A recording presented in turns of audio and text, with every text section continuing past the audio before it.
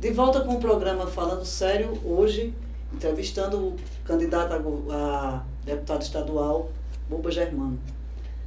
Buba, nosso último bloco de programa, a nossa oitava pergunta é: você já ocupou algum cargo público eletivo e quais foram os principais projetos ou ações desenvolvidas durante sua gestão, ou suas gestões, no caso? Olha, a minha trajetória política ela é muito interessante, porque todos que me conhecem sabem que eu não sou de família de oligarquia nem de tradição política. Seu Fausto Germano e Dona Noêmia nunca elegeram um vereador, né? Nem tinha tradição política. Eu fui alçado por uma pessoa que me inspiro nele, que chama-se Felipe Thiago Gomes, que é o saudoso fundador da SENEC, e que me trouxe a Picuí a fazer programas sociais junto com a SENEC. Na época, eu, funcionário da Embrapa, ele conseguiu me colocar à disposição da SENEC.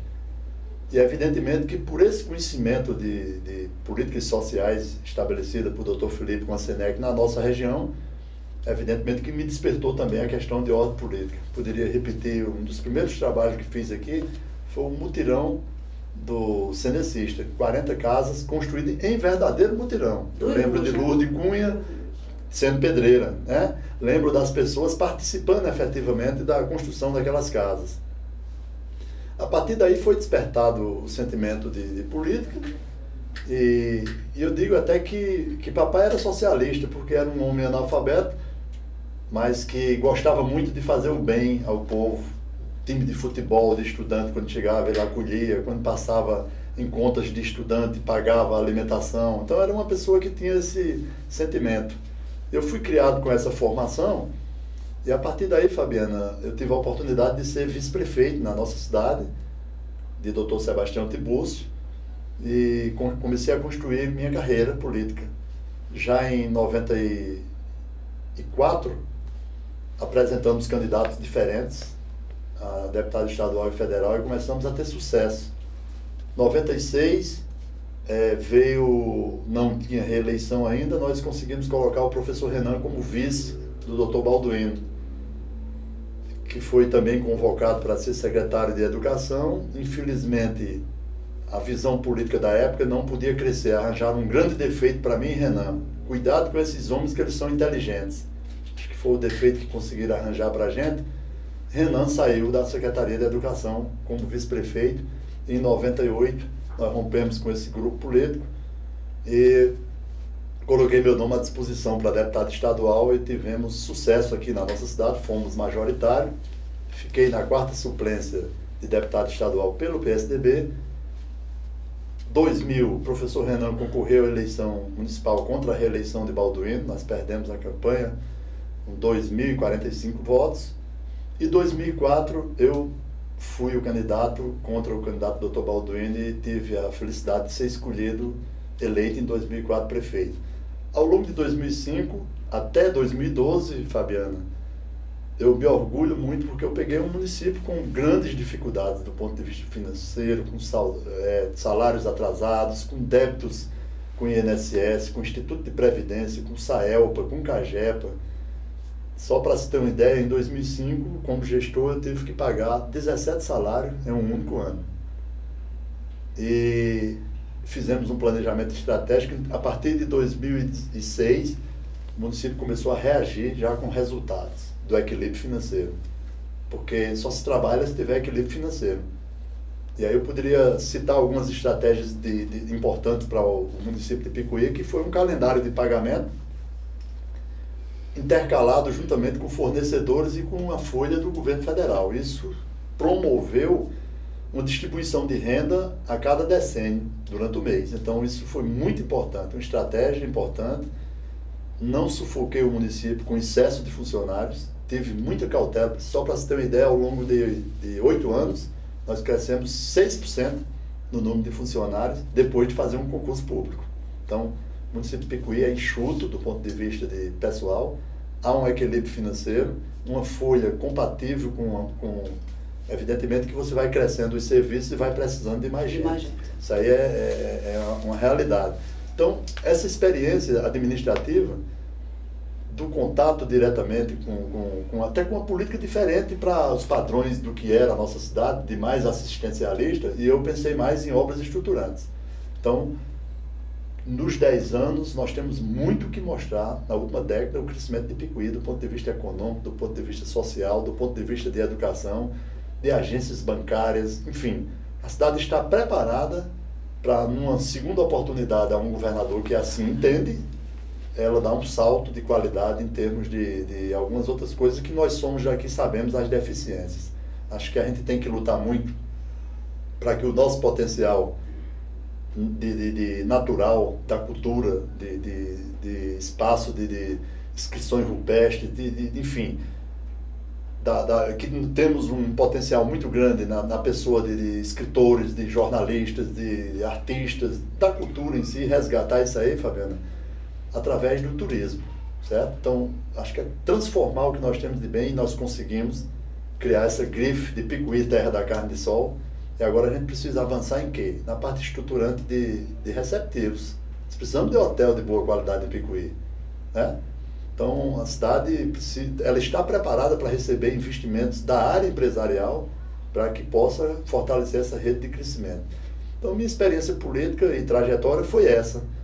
E um dos grandes feitos foi, como prefeito, a gente conseguir eleger uma deputada na região, que era uma tarefa, naquele momento, que muitos não acreditavam. A primeira pergunta que o eleitor fazia: ah, mas Gilma é apenas a esposa de Buba.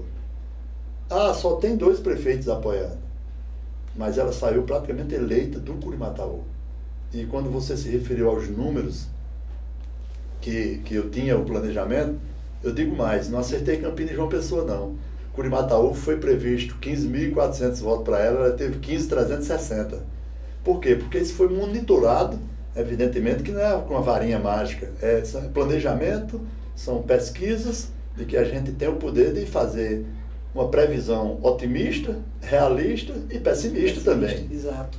Eu vou torcer por, no mínimo, realista. Agora, o ideal é que fosse otimista, né? Então, a gente tem muita clareza da possibilidade que essa região nos oferece para que a gente saia daqui eleito da região, que aí aumenta mais o comprometimento.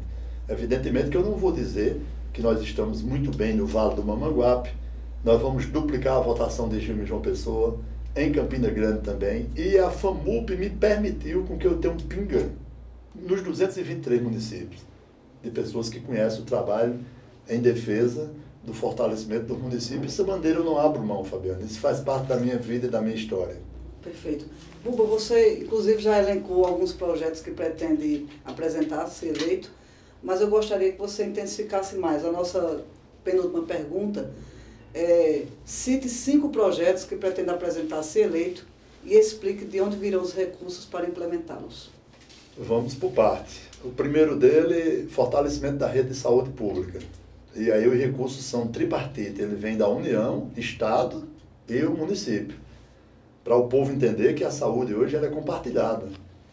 Pela lógica da política pública nacional, 50% dos recursos deveria vir da União, 25% do Estado e 25% de municípios. Felizmente essa regra é quebrada, porque eles transferem a responsabilidade para os municípios, mas não mandam os recursos. Mas não adianta também a gente ficar se lamentando só do governo federal. Nós temos que fazer a nossa parte. E eu fiz como prefeito na área de saúde, onde era uma das áreas, Fabiana, eu confesso isso publicamente, que talvez eu imaginava que fosse ter a maior dificuldade, por não ter a formação da área. E depois eu posso te dizer hoje que foi a que mais avançou em Picuí, porque eu com o olhar de não ser da área, eu fui para o olhar do planejamento. E o maior problema do nosso país hoje é a gestão pública. Os recursos existem. Se eles forem bem administrados, então um primeiro projeto seria o fortalecimento da rede de serviços de saúde. O segundo, na área da educação, é a luta pelo campus da UFC, o EPB, para a nossa região. O terceiro grande projeto, que seria o fortalecimento da infraestrutura hídrica para assegurar desenvolvimento. Primeiro, água é vida. A água assegura, em primeiro lugar, a vida da população, em segundo lugar, a possibilidade de expansão da indústria, da agricultura irrigada, da pequena irrigação, certo? E a indústria precisa de água. Água é um componente importantíssimo para que a gente possa pensar em desenvolvimento econômico. Nós não podemos pensar numa região dessa que queira crescer do ponto de vista econômico, estabelecendo abastecimento de zona rural com carro-pipas. Isso é contrariar uma história de uma lógica de um pensamento de crescimento. O quarto grande projeto que eu me referi seria a atração de uma grande indústria para a absorção de mão de obra da população, com a CDL, para que o setor produtivo, do setor secundário e terciário, ele possa realmente chegar a ter uma estrutura que atraia investidores. E aqui nós temos vários segmentos. Eu vou defender uma bandeira, por exemplo, da energia eólica, que vão existir parques ecológicos eólicos aqui no nosso município. Já há estudo disso, né, na direção de Santa Luzia e aqui na região da Caatinga, e já está em fase de negociação para se iniciar a instalação dos parques, com torres que vão gerar uma energia limpa, e isso vai trazer desenvolvimento econômico. Então, esse fortalecimento, quando eu me refiro a grandes indústrias, também não posso tirar o viés da minha formação, que é o fortalecimento do setor agropecuário. Como aqui a prioridade é a agricultura familiar, eu pretendo, na lógica, com parceria com o governo do estado, através do Empreender e da Emater, EMEPA e o setor agropecuário, que a gente tenha uma unidade experimental na nossa região da EMEPA, porque não temos. É carente a parte de pesquisa do setor agropecuário. Parece até que o ambiente mais vulnerável do ponto de vista climático, que é a flora nossa, fauna e flora nossa aqui do bioma Caatinga, acho que o pessoal despreza, né, Fabiana? Isso aí é a nossa vida. Eu dei o exemplo quando preservei a fauna e a flora do Parque Ecológico Cultural, e aí é um outro projeto que eu vou defender. Não sei se já cheguei aos 5. Falta um. Então, o quinto grande projeto, já falei da educação, da saúde, é o fortalecimento do Pacto pelo Desenvolvimento Social. Isso aí é uma relação diretamente com os prefeitos. Vou pedir, como parlamentar, a ampliação da participação dos municípios no Pacto Social. E isso é muito simples. O governo precisa se organizar e ter um fundo de compensação para esse desequilíbrio regional. Isso é fácil de fazer. Não mexe na economia do Estado. Apenas você remaneja de onde tem demais para compensar quem não tem nada. Então, é uma das bandeiras que vou defender, que é esse equilíbrio regional. Buba, nossa última pergunta, o tempinho já está aí meio estourado. Como você avalia a atual disputa para o governo da Paraíba, polarizada pelos candidatos Ricardo, Cássio e Vitalzinho? Olha, nós estamos num processo democrático importante. A Paraíba avançou muito. Nós vamos ter pela primeira vez uma grande oportunidade de debates qualificados comparando administrações. A mim, por uma questão de coerência, jamais eu tenho que falar dos candidatos adversários, eu tenho que falar do potencial do meu candidato que eu estou apoiando. Como eu tive a oportunidade de passar como gestor por 3 governos, 3 governantes, então eu tenho perfeita condição de avaliar as relações que tive com todos os governantes. E aí, veja bem, como ex-presidente da FAMUP, não tenha dúvida que a relação hoje com estados e municípios é totalmente diferente, Fabiana. Porque é uma humilhação um prefeito precisar de ser da legenda do governador para receber um ônibus ou uma ambulância. Então, essa campanha polarizada nos permite comparações com números concretos que são inquestionáveis. Essa história de dizer que tudo estava projetado e por que não era executado. Essa história eu conheço aqui na minha casa. Todas as campanhas vinham um trator de esteira para o trevo ali, de onde é hoje o IFPB, e se dizia que ia fazer a estrada de Frei Martinho. Não foi uma nem 2 campanhas, não, foram várias. E hoje é uma realidade. Então, quando se pensa no todo da Paraíba, quando eu falei no início da entrevista da capacidade de investimento que o governo ampliou, é porque o governo se preparou, diminuiu o custeio para sobrar para investimento e isso dá uma capacidade de endividamento maior para o Estado. O ex-governante deixou, por exemplo, 100 milhões de dólares para estradas, o atual governo implementou 1 bilhão, 10 vezes mais do que estava projetado através do empréstimo. Mas a gente vê às vezes na televisão as pessoas se apropriando, não, mas eu deixei planejado. O empréstimo fui eu quem fiz, então o povo não quer saber disso, o povo quer saber quem executa. Então a oportunidade desse debate, ele é fundamental para o eleitor, porque tem alguns chavões que aí eu tenho mais de 30 anos convivendo com isso, Fabiana, que toda campanha vem à tona. Ah, o governante está prendendo as motos. Eu não conheço uma moto presa. As blitz que estão sendo feitas é para coibir uma coisa que é fundamental para a segurança pública. Os maiores assaltos e desmontes de zona rural são com motos roubadas de placa amarela e sem origem. E o governo deu a oportunidade, inclusive, de legalizar. Dizer que o governo persegue os comerciantes é muito mais prático que a gente dizer que o fisco é contra o governo. Porque o governador não se dobrou aos caprichos de uma categoria que já ganha muito bem e esqueceu que o governo teria que socializar isso para todas as categorias, criando uma database para todos os servidores, repondo, inclusive, as perdas de infrações. Então, isso tem que ficar muito claro para a sociedade. Eu não tenho nenhuma dificuldade de enfrentar esse debate, como o governador também não tem. Então, Fabiana, eu acho que a Paraíba precisa, não só no âmbito do governo do Estado, nós temos que ter essa discussão a nível nacional. Nós vamos eleger novamente um presidente de república ou uma presidenta. E a bandeira que eu defendo dessa composição feita com PT e PSB, eu não tenho nenhuma dificuldade, porque publicamente já manifestei o meu apoio e o meu trabalho e o meu empenho na candidatura de Lucélia para senador. O que o PT está fazendo pelo PSB em João Pessoa, é importante que a gente do interior também dê a nossa contrapartida, para consolidar uma aliança, e aí, se houver um segundo turno, né, nós vamos ter a oportunidade também de debater com apenas mais duas pessoas, tanto no âmbito nacional como no âmbito estadual. É essa a minha visão, e não sei ainda qual é a disponibilidade de tempo que tenho para pedir meu voto também, né, Fabiana? Eu já está estourado, mas eu agradeço sua presença aqui no nosso programa e deixo os microfones da Creative TV para que você se despeça. Para me despedir, mais uma vez, parabenizando. Você está de parabéns pela iniciativa. E dizer que as pessoas que estão nos assistindo, se me der um voto de confiança, o primeiro voto esse ano é para deputado estadual. Então, o meu número é 40789. Vote e comprove. 40789, o eleitor se comove. 40789.